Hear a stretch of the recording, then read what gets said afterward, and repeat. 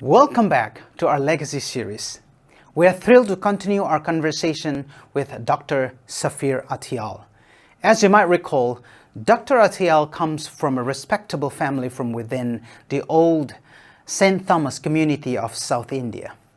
He has dedicated his life to theological education and global Christian ministry. A brilliant scholar with a Ph.D. from Princeton, he has impacted and influenced many theological institutions and organizations, notably as the principal of the Union Biblical Seminary and a leading figure in the Lausanne Movement.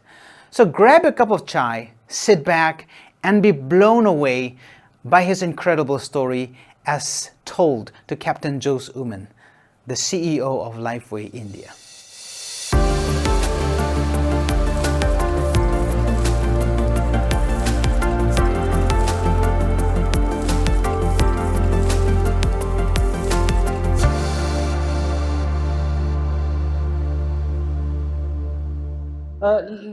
Let me ask you something about. I was reading your little bit of a biography, and I sort of read about you starting a Sunday school at home when you were 13 years old. What prompted you to start a group when you were 13, and how did you manage to get the attention of the older children? I know that they were part of this group. How did you manage to get their attention for them to be part of this group?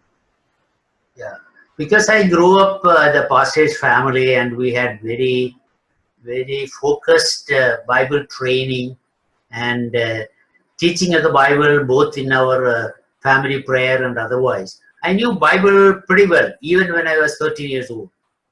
And I gathered together a few children who never used to come to church or to the Sunday school.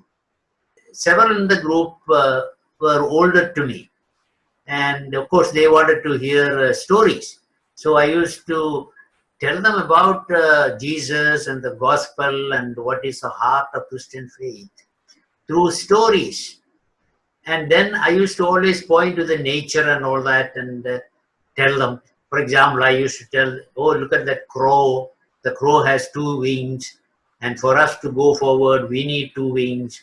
One is Bible reading, the other is prayer. You must have heard that, others saying that. So things like that I used to point. And I remember it correctly that even though we were somewhat poor at that time, we used to give some cookies to them to eat and all of that.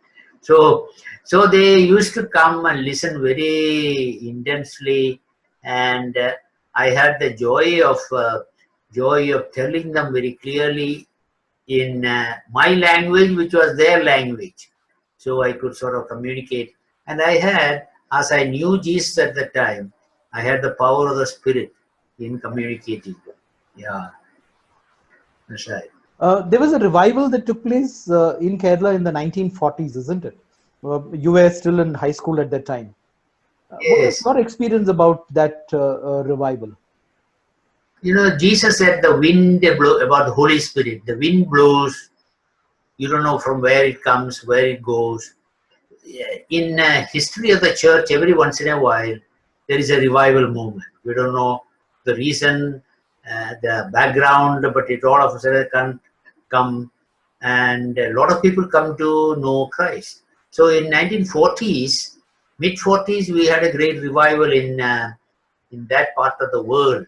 We have a couple of well-known evangelists who started off or led it on, and the youth got caught up, and it used to be in the schools also. So I was in what we call Mallapalli High School at the time of the revival. So we had a 1 hour break, lunch break. During the lunch break, we used to take our packed lunch and then run to the top of the hill that was just our background, and sit there, eat, share our experiences. I used to lead the groups with several hundreds of students all over on the grass and on the sand sitting, and our prayer and our sharing. There was no other leader or anything. So ourselves, so it gave us a lot of enthusiasm, and we could learn one from another. And that revival lasted for quite some time. Yeah.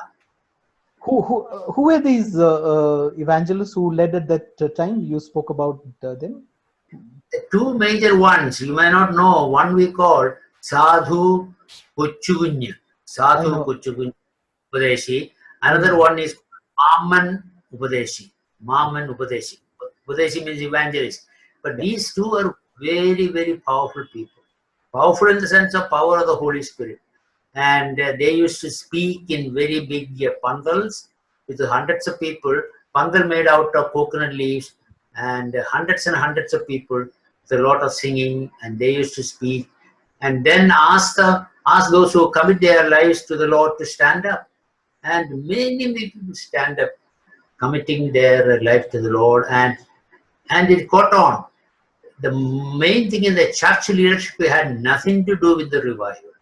The church officially had nothing to do with it to start. It was a church cooperated, church was a receiver of the benefits of the revival. But the revival was a movement of the people. And led by people, whether it is young or old and all of that. So the Spirit of Christ, the wind blew. And we were all taken up by that. Yeah.